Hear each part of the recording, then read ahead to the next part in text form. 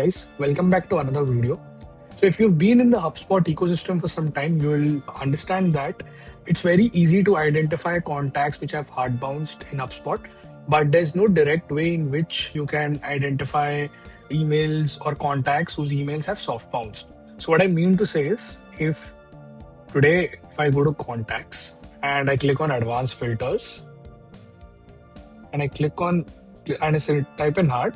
So there's an email hard bounce reason. So I can identify contacts where an email has hard bounced and the reason. But if I type in soft bounce, you see it's empty because there's no direct property or there's no direct data point which helps us identify that.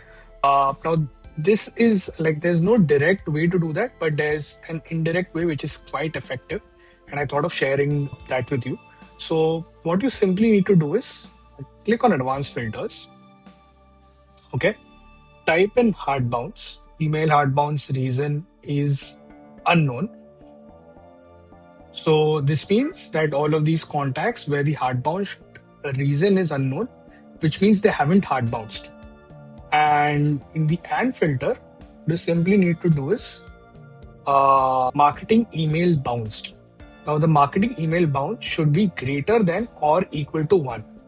So what we are basically saying is that an email hasn't hard bounced because the email hard bounce reason is unknown, but the marketing email has bounced.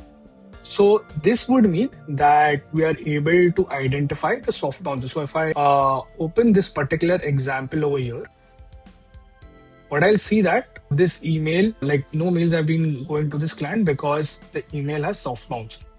So that's how you do it. That's how you identify soft bounced emails inside of HubSpot. And that is it. Hope you found it useful. Thank you.